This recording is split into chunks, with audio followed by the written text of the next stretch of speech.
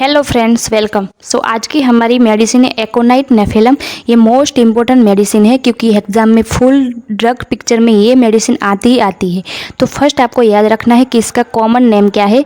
मॉन्क्सवुड ये उसका common name होता है, फैमिली उसकी रेननक्यूलेसी होती है और प्रूवर है doctor हानीमन sir.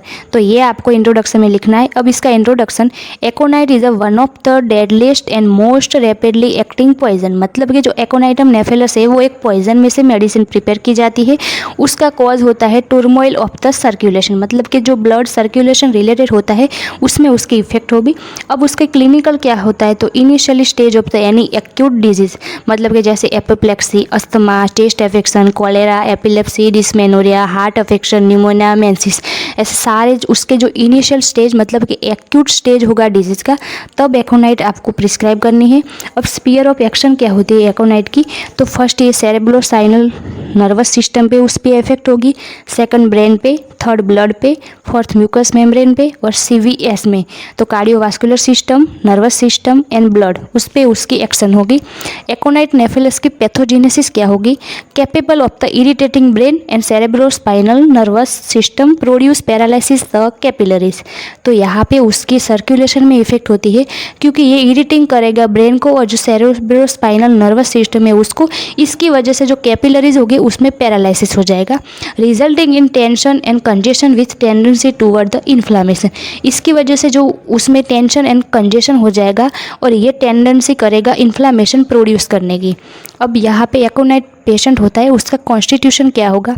एकोनाइट is a short acting remedy, it is use in acute case of the plethoric and sanguine person.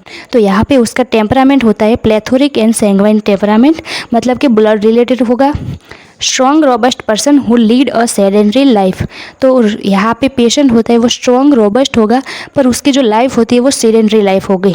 Remedy for rosy, chubby and plethoric person, तो ये आपको याद रखना है। अब यहाँ पे उसका टेम्परामेंट वही सेम सैंग्वाइन टेम्परामेंट, माइजम होता है 16। अब ये जो पेशेंट होता है उसका रिलेशन क्या होगा, हीट से और कोल्ड से, वार्म ब्लडेड पेशेंट होगा। Aconite is a short acting remedy है, ये आपको याद रखना है कि जो एकोनाइट होती है वो शॉर्ट एक्टिंग रेमेडी है। अब कीनोट ऑफ द एकोनाइट, तो आपको ये सारे सिम्टम याद रखने हैं क्योंकि आपको क्लिनिकल प्रैक्टिस में, एग्जाम में या आगे जो नेक्स्ट एग्जाम आती है उसमें आपको बहुत इजीली और अच्छे से काम आएंगे। First, aconite is the remedy for the cold dry weather, मतलब कि कोई भी सिम्टम कोल्ड ड्राई वेदर से रिलेटेड होते हैं तो आपको एकोनाइट इंडिकेट करनी होती है। Second, aconite is indicate in a first stage of the inflammation, मतलब कि जो इनिशियली स्टेज होता है इन्फ्लामेशन में तब एकोनाइट प्रिस्क्राइब करते हैं। Third, everything start suddenly and violently like a storm and passes away in the same manner, मतलब कि जैसे जो स्टॉर्म होता है वो कैसे इजीली इतनी सडनली पास हो जाता है, वैसे ही उसके जो सारे सिम्टम होते हैं वो सडनली एंड वायोलेंटली अपीयर होगी। Fourth, patient predict the time of the death, there is a fear of the death, patient calls for doctor due the fear of the death. ये मोस्ट इंपॉर्टेंट सिम्टम होता है aconite का कि जो एकोनाइट का patient होता है उसको इतना फियर ऑफ द डेथ होता है, टाइम ऑफ द डेथ होता है कि वो इजीली डॉक्टर को कॉल करेगा और बोलेगा कि मुझे मेरा इस टाइम पे डेथ हो जाएगा, तो ऐसा फियर ऑफ द डेथ होता है पेशेंट को।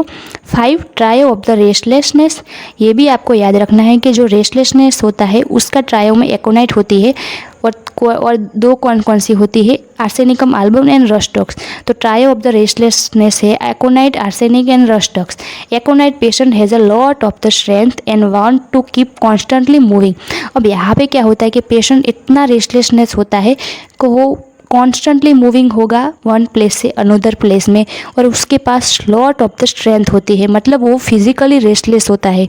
6, trio of the pain, aconite, chamomilla and coffea, तो ये जो तीनों होती है वो ट्रायो ऑफ द पेन है। Pain is intolerable in aconite, aconite patient को इतना पेन होता है कि वो इनटॉलरेबल होता है, तो वही हुआ ट्रायो ऑफ द रेस्टलेसनेस भी है, तो वही ट्रायो ऑफ द रेस्टलेसनेस भी एकोनाइट है, ट्रायो ऑफ द पेन भी होती है और time of the death predict करता है पेशेंट। तो ये सारे सिम्टम याद रखने हैं। 7 होता है easily bleeding for the pure red blood attended by the great of the death, active haemorrhage. अब यहाँ पे पेशेंट को क्या होता है कि उसको इजीली हेमरेज या उससे ब्लीडिंग होता है और वो प्योर रेड ब्लड होता है। 5. Tension is the key note of the aconite due to irritation of the mind and affection of the mind.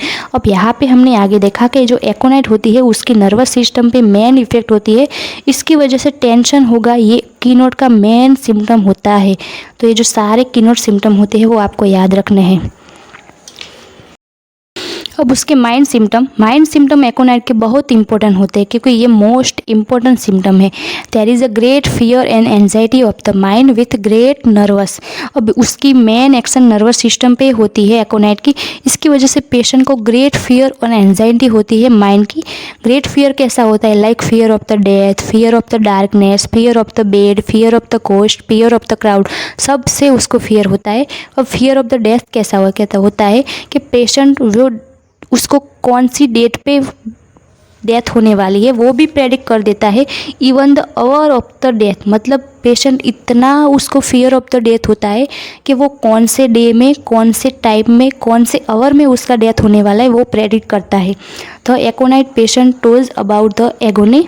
Music is unbearable for aconite patient, it make her sad. आपको ये याद रखना है कि जो एकोनाइट patient होता है उसको म्यूज़िक इतना अनबियरेबल होता है कि इससे वो इजीली सेड हो जाएगा और रेस्टलेसनेस होगा। अब एलिमेंट्स फ्रॉम कौन कौन से होंगे?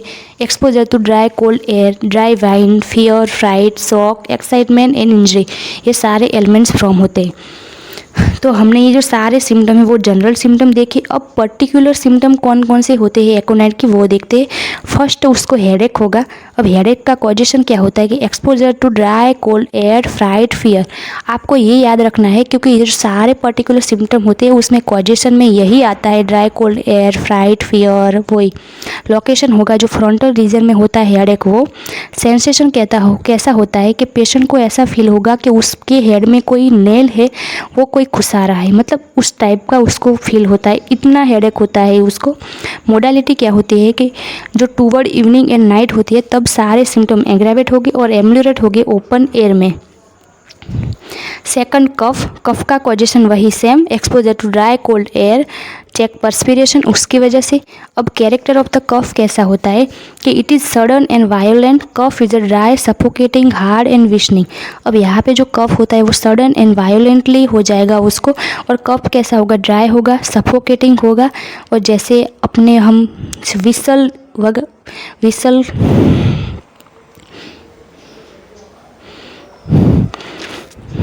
अब कैरेक्टर ऑफ द कफ कैसा होता है कि इट्स सडन एंड वायलेंट कफ होगा उसको, और कफ ड्राई होगा, सफोकेटिंग होगा, हार्ड होगा, और उसकी आवाज़ आएगी जैसे विसल की आवाज़ आती है उसके जैसे ही।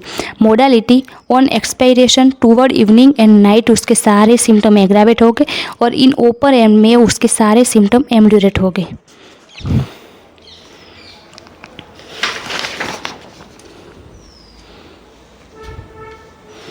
अब डिसेंट्री, उसका भी causation fear, fright, excitement, sudden and violent onset होगा डिसेंट्री का।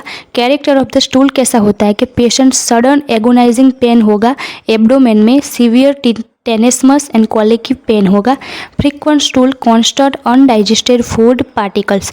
अब यहाँ पे जो स्टूल होता है वो फर्स्ट तो सडन उसको पेन होगा एब्डोमेन में, इसकी वजह से कॉलिकी पेन होगा, और जो स्टूल होते हैं उसके कंटेंट में अनडाइजेस्टेड फूड पार्टिकल होते हैं। सारे सिम्टम एग्रावेट हो गए इवनिंग एंड नाइट में। Convulsion, there is a jerking and twisting of the single muscle में ट्विस्टिंग और जर्किंग जैसी फीलिंग आती है उसको, ऐसा कन्वर्जन होता है। चिल्ड्रन में affected, children grow its first bites and screams. अब यहाँ पे पेशेंट में जो चिल्ड्रन होते हैं वो फर्स्ट में भी अटैक होते हैं उसमें।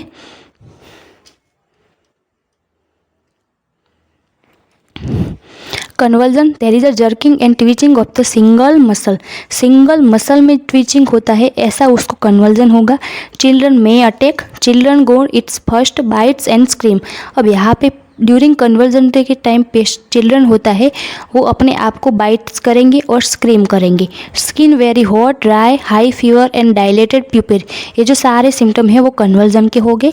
फीवर, अब यहाँ पे जो फीवर एकोनाइट का होता है वो मोस्ट इंपॉर्टेंट होता है क्योंकि शॉर्ट नोट में भी आता है। Aconite is a great fever remedy होती है aconite. Mode of the onset क्या होता है फीवर का? वो start suddenly and violently fever start हो जाएगा। अब सिम्टम ऑफ द फीवर कौन कौन से होंगे? First, sudden and violent attack होगा फीवर का विथ हाई राइज टेम्परेचर। उसको इतनी सडनली फीवर स्टार्ट होगा कि जो उसका नॉर्मल बॉडी टेम्परेचर होता है उससे high rise temperature in just a second में हो जाएगा। Severe chill in the beginning, violent more in the evening and night. अब यहाँ पे जो फीवर और जो चिल या जो सारे सिम्टम होते हैं वो मोर हो गए इवनिंग में, एट नाइट में। थर्स्ट ड्यूरिंग फीवर में पेशेंट की थर्स्ट क्या क्या होती है? During heat stage patient is a very much thirsty. जो हीट स्टेज आएगा उसमें पेशेंट वेरी मच थर्स्टी होगा। Thirst for the large quantity for the cold water. ये मोस्ट सिम्टम है एकोनाइट का कि ड्यूरिंग फीवर में उसको thirst for large quantity of the cold water की होगी। जनरल मोडालिटी, तो यहाँ पे जो एकोनाइट के जो सारे सिम्टम होते हैं वो एग्रावेट होगी इवनिंग एंड नाइट में, warm room, lying on the painful side, और सारे सिम्टम एम्यूलेट होगी ओपन एयर में। तो मोस्ट इंपॉर्टेंट सिम्टम होते हैं कि इवनिंग एंड नाइट में एग्रावेशन, इन ओपन एयर में एम्यूलेशन। तो ये सारे सिम्टम मैंने फुल एकोनाइट डीपी के आपको